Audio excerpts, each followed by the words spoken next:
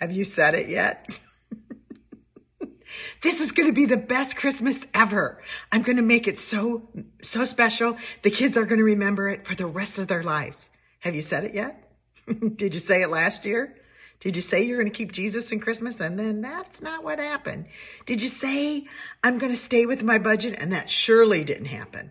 I'm not going to go overboard. Well, today on Moms Like Us Do Things Like This, we are going to talk about making this the best Christmas ever with traditions that have been in my family and my take on it after all these years of raising kids. I'm glad you're joining us.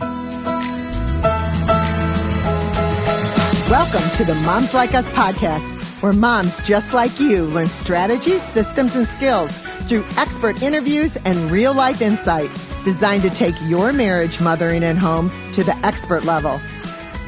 Hi, I'm Mona Corwin, your mom mentor and host, author, international speaker, and the founder of the Moms Like Us Academy. I've been coaching moms for over 25 years, and I have some really good news for you. Motherhood isn't a natural talent. It's a skill, and you can learn it. You can crush it at motherhood instead of motherhood crushing you. So let's get to today's show. Okay. Now, moms, we all say it. We're moms. Like, we want our home to smell like Christmas.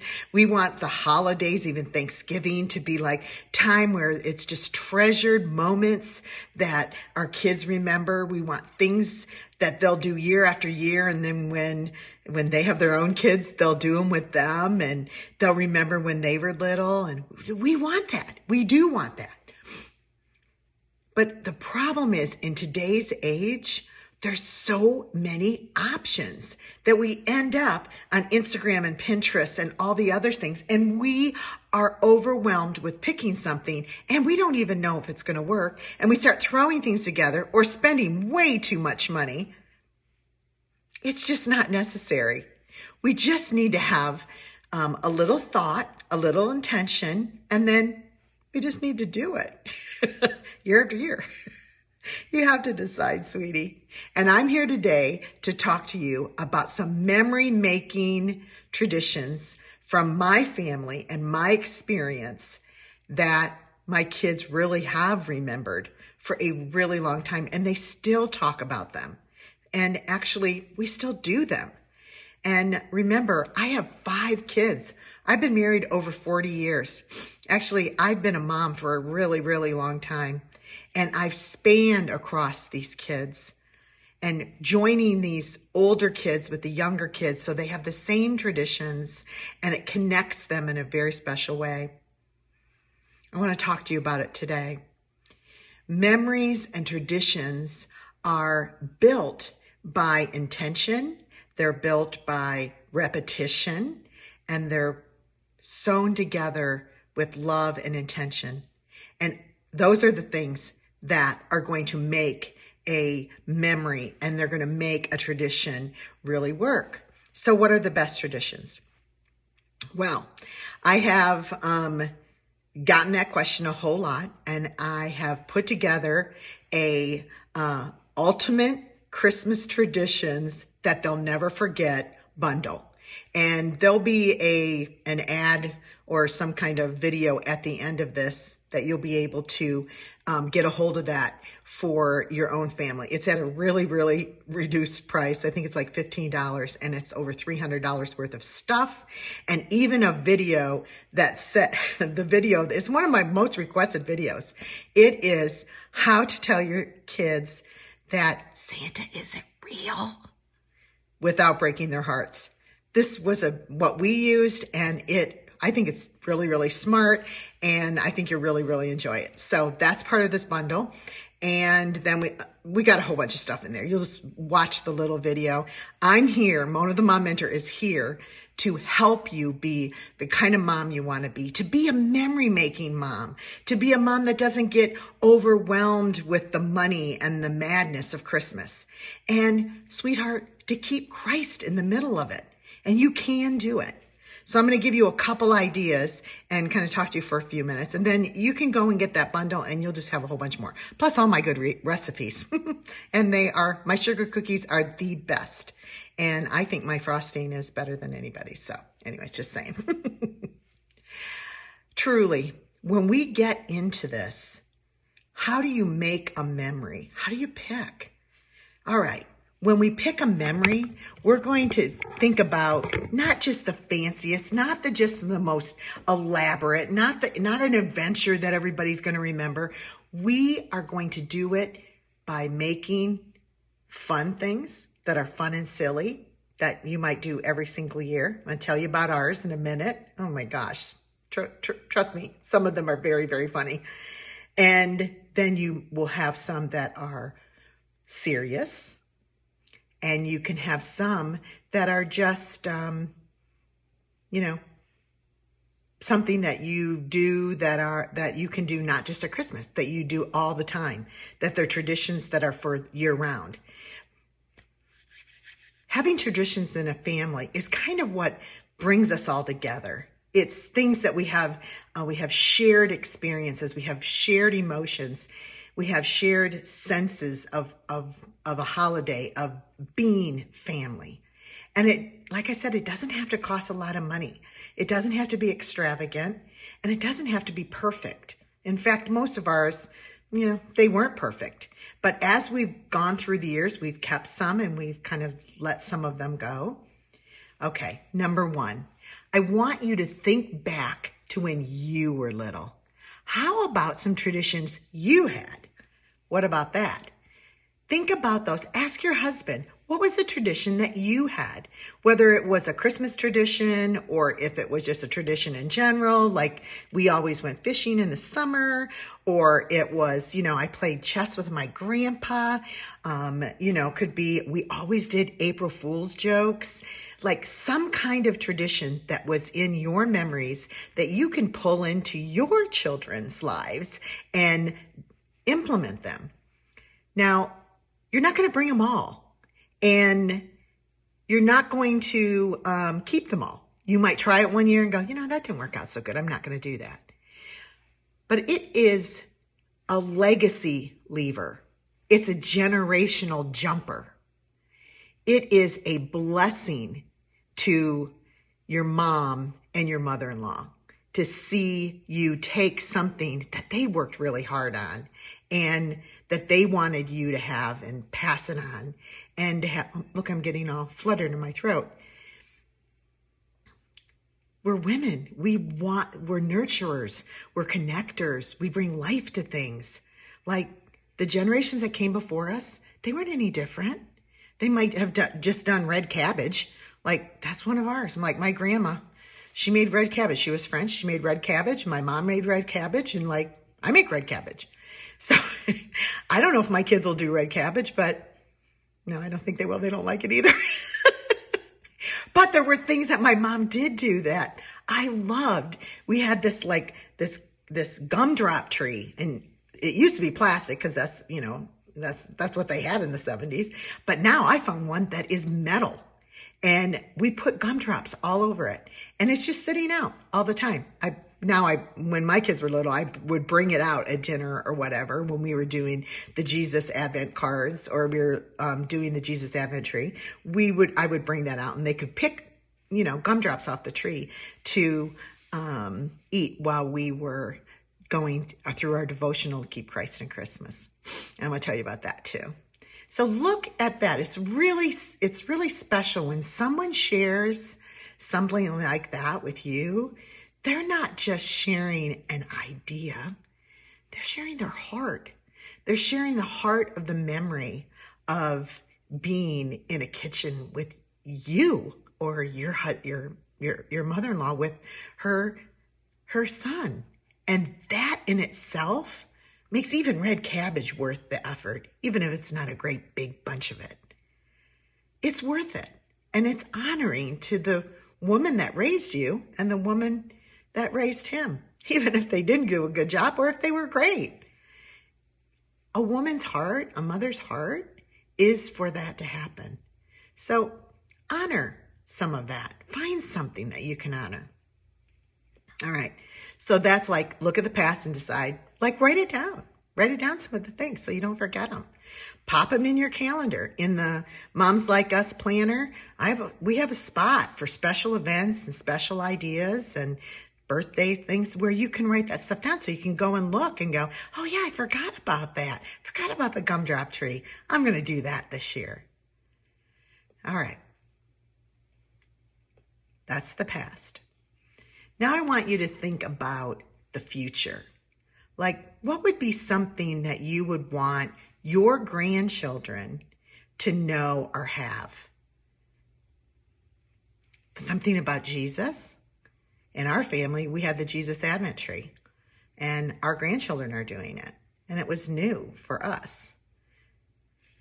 The Jesus Advent tree is a 24-day interaction. In a family interactive devotional that counts down the days till Christmas using unique objects and riddle cards whose answers can only be found in the Bible. And when you open up the little linen bag and you pull out the object and you pull out the card, and of course I always put candy in it, and we would be sitting around our table and in a basket or on a plate, and we had it lots of things. We kept those little bags and we were counting down the days till Christmas. And the Bible was there and we would read it together. My husband would open it up and we would go through, and one child could open in prayer. One child could read the scripture. One kid could read the cards. I had a lot of kids. One could read the cards. And then Dad would close in prayer. It's just a special time to learn about not just baby Jesus. Now, this devotional has the man, the miracle worker, and the Savior. It has Old Testament and New Testament stories, and it brings Jesus to life. And it keeps Jesus literally in the center of our, the Christmas stories in there too. But it keeps Jesus at the center of our Christmas season. And I have to tell you, it stayed on the table, on the kitchen table. And when we're done with the objects, there was a little clothespin and they put it on the tree. There's like a little, those 12-inch trees. And then we would put them on there. There were little candy canes on there. One year I put some snow on it because it just looked so bare until we got a bunch of those on there. It was so fun to go back through the kitchen and see it, and they'd be up there looking at all the pieces. I'm like, don't you take those off that tree. Because I wanted to play with the little objects. And then I would say, do you remember what this is? Do you remember what the grape is? And they would say, oh yeah. And we would talk about it throughout the season, not just the one we were doing that day, but the other things that were on the tree. And then it sowed these seeds into our kids, into their lives. Now, I'd like to tell you we just did it one time, but that was over 30 years ago. And I have to tell you, they still, when they were teenagers, because we had, little ones to do with the bigger ones, and they would still, say, oh yeah, what was day 18? Oh, that was the snow globe. I remember. What was the scripture for that? Like, it was the snowman was walking on water. Could you walk on water? Oh, it was about Jesus walking on water. I remember that story. That was in Matthew. And then our children are sowing these seeds at Christmas time, and it was wonderful. It was just wonderful. So the Jesus Advent tree is absolutely amazing. So we've done that for a really long time. Then, for the now, for the present, is the present. Every Thanksgiving, the Christmas tree is up in our house. Doesn't have anything on it but the lights. But on our Thanksgiving table, we're eating, and there's a Christmas tree in the back. Because the day after Christmas, we all get together and all the boxes of the ornaments open and we decorate the tree as a family. Now, I know a lot of you moms decorate the tree by yourself. You don't have to. This makes it really, really fun. I'm going to tell you what I did. Our family's kind of crazy about Christmas, so it didn't take much for me to get help decorating. But for the Christmas tree, every year I would buy my kids an ornament that kind of matched what they had done that year. Okay, that's not anything unusual, but every year when we would open that, everybody would pick them up. And if you found one that was somebody else's, you're like, oh, Mallory, remember this? This is when you got your first apartment. Some of the ornaments I had to kind of make because I couldn't find an ornament to just be perfect. And that one was a key. It was literally a key with a sparkly, what are they called? Pipe cleaner. A sparkly pipe cleaner around it. It wasn't fancy at all, but we all knew what it was. And we all knew it was Mallory's. And it had the date on it. So fun. And then we'd get the tree all decorated. And then my boys and my husband would put the star on the tree. And we have videos of them doing that. And then we put all the kids in front and we'd take a photograph of them in front of the Christmas tree, all decorated with all the ornaments from them growing up. Now, there were ornaments that I had purchased. There were ornaments that were from Warren and I, and things that from our travels. Our Christmas tree is a conglomeration of memories. It's a memory tree. It's just not a Christmas tree with pretty bows and balls that all match. This is the Corwin Christmas tree. It's full of memories. And we're memory-making Corwins. And so we would, and some of the kids, like when they were off to college, we would have like a computer open up and there they were with their face on the inside of the, one of the kids would be holding the computer and they're waving because, we live in that kind of world. We adapt and we make our memories adaptable. So they would be in the room via computer or FaceTime. So fun. I just laugh when I think of all the fun that we have when we're doing that. Of course, music is playing, and then we have an antique snowman cocoa cups and a big cocoa pouring pitcher that is snowman, and everybody has their own cup. The problem came when everybody got married. So then it was like, oh, okay, well, they had to share their cup with their spouse. Another thing that happened with this Christmas tree, this memory-making Christmas tree, is that when you got married or when you were engaged at your wedding shower, I would bring, and I've done this with my 3 kids that are married, I would bring the box, and inside the box were all of your ornaments from your whole life. And the reason I give them is so that when you have your first Christmas tree together as a family, just you and your newly married spouse, you can take every ornament out and say, you weren't here for these, but let me tell you about this. And they can live the memories with you. I'm so sorry. It's important to make memories. It's important. Okay, I won't cry anymore. Oh no, I'm going to tell you about that. Okay, so after we take the pictures and the Corbin memory tree is all ready, then my husband pulls out this big long nail. It is a 6-inch nail. It is heavy and looks like a Roman nail. It has a ribbon on it. And he stands up and he starts telling the Christmas story, but not the Christmas story the way you think it. He starts telling the meaning of Christmas. And he goes through and everybody's sitting there. Now my grandchildren sit there and their eyes are so big because Pops is going to tell a story and they love to hear the story. And he talks about how Jesus came as a little baby and we are celebrating that baby and that birth. But remember what it's all about. And he holds it up and he talks about Jesus. We also have a crown. I forgot to tell you that. We have a crown, like the kind you can get at Halloween.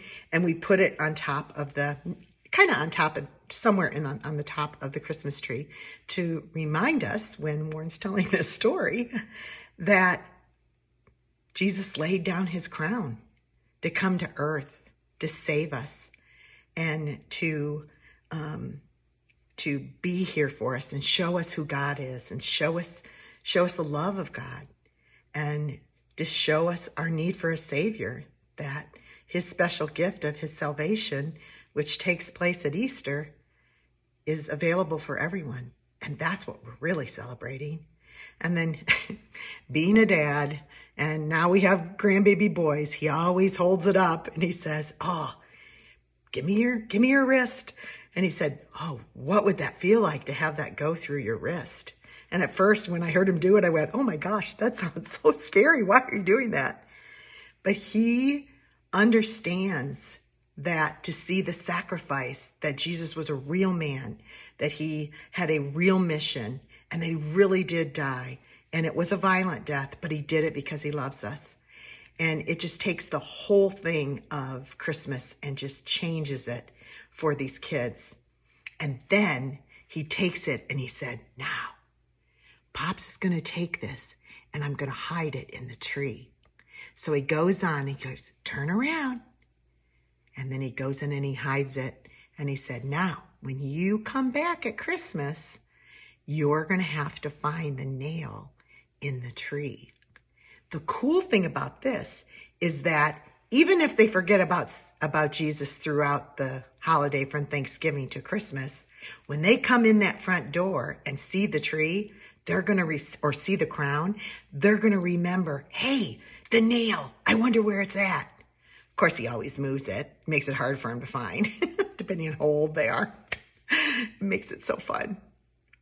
These are things, look how easy that is. There's no cost for that. It's just a thing to remember to do. That's a serious thing to do. And then the silly things that my family does. Well, one of the things is we play bingo. Cormans play bingo whenever we're together. Well, it has to be a holiday. Like if we go to Nashville, we won't do it. But it has to be a holiday or our family vacations. So, and my husband has a big metal roller, and he has envelopes that he actually puts money in. And the kids have a little tray with all kinds of toys because they can pick from the toys that when they win. And we play bingo, and it's so fun. And it is a family tradition, and there's nothing hard about that, and there's nothing mysterious about that, but it is fun. Another thing that we do, Corwins are crack-ups. They love to laugh. And so somehow this tradition got started. Trust me, it wasn't my idea.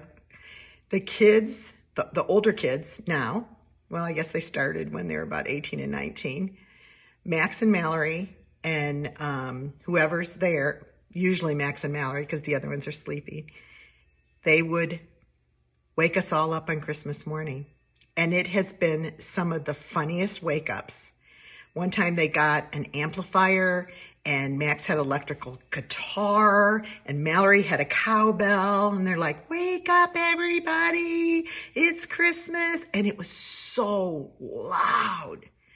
Another time, Max, he's a record producer and for film and movies, and so he had put together this kind of rap thing, the about you better watch out, you better not pout. But he did it with the grandchildren, and then Brett wasn't here, so it was Brett and Stacy, and he made it. Oh my gosh, it was so funny. And then it was ho ho ho Merry. You just have to hear it. You just have to hear it. But it was 7 o'clock in the morning or 6 o'clock in the morning. And it was all over this house, on all the intercoms and everything. Was loud. And then another thing they did one time, and I could go on and on, but this one was really funny. This was a prank. We don't do individual pranks, and we don't do mean pranks because I get really mad. So that's one thing I will not tolerate. But this was a really funny one. Everybody was up, and Warren and I got up, and we were coming out, and we opened up the refrigerator door to get something out of it for breakfast. And I am not kidding you. Every single thing in the refrigerator was wrapped with the same color wrapping paper. Every apple, every drawer, every door, every ketchup, mustard, everything that was inside of the door on the shelves, the butter, the milk. Can you imagine how much food is in your refrigerator on Christmas Day? Like everything was wrapped. It was the funniest thing I ever saw in my life. I'm going to try to get you a link or get you a picture because it was just hilarious. What a great fun thing. All right. I think that's enough for today. I just want you to know, little mama, that moms like us, we do things like this. We figure out things that are important, that have value, and not just like they're important, so we kind of do it, or they're valuable. Yeah, they're valuable and it'd be good to do it. We do those, but we do the priceless. We do the things that are priceless. The thing of my husband telling the gospel story when we decorate on Thanksgiving, like that's priceless.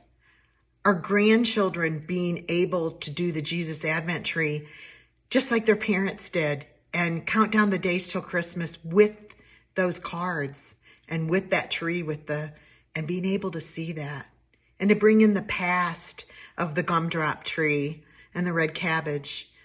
It's just like there's always room for more beautiful memories, but it's the priceless ones that penetrate our hearts, that just don't make us laugh, that just don't make us think, the ones that literally go deep down into our soul and make us connected, and we feel it, and it feels priceless, and we feel connected, and we feel like we belong, and this is our home, and these are our kids, and these are our memories, and they're all wrapped around Jesus. Yeah, because honestly, when the man plays bingo, he talks about it. He talks about Jesus all the time. I hope that you've enjoyed this Mornings with Mona. Make those memories. They'll never forget them. Okay. Moms like us do things like this.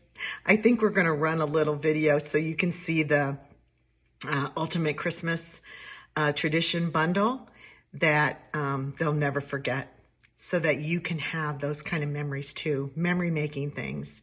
And this bundle I put together, all my good stuff, and some of these things are in there and some of them are not. So you might want to tag this video so that you can watch it again. And it's a really special bundle. I even have that video in there of how to tell your kids that Santa isn't real without breaking their heart. That's part of that bundle. And I just hope that you'll get it. And I hope that it'll impact you in a very priceless way. That's it for now. I will see you later. Bye. Oh my gosh, this bundle has so much stuff. It starts with the Christmas Eve box. You're just really going to like that. There's so much. Yeah, you can kind of see the guidebook's got a couple pages, a sticker for their box. Christmas books. These are time-tested Christmas books that I've just found to be great for Christmas. These are internet things that you can do. One of them is from Santa to show that Santa's been at your house. Okay, all of my recipes like these are good. You have to have these. And then this is jokes for kids. Please, there's all kinds of jokes. Kids love to tell jokes. And then this is the official nice certificate from Santa. And you can fill it out every year, and it's just beautiful. Okay, reindeer food. You can make reindeer food, and those are the labels. And this is the 6 memory makers that literally, the Christmas crown and nail will make you cry. And these are the ones that have been in our family for a really long time. This is Bye Bye Cray Cray Christmas. It is a planner, and it has calendar. This one is so good. You will keep everything in line this Christmas, even your budget. And then we top it all off with a whole bunch of Christmas movies, so you don't even have to wonder. You can just go ahead and enjoy your Christmas. As an extra bonus, I've added the How to Tell Your Kids Santa Isn't Real Without Breaking Their Heart video. It's one of my most requested video from Mona the Mom Mentor, and it will be included into your ultimate Christmas traditions that they will never forget. Get it today because it's at this really special price. And happy holidays.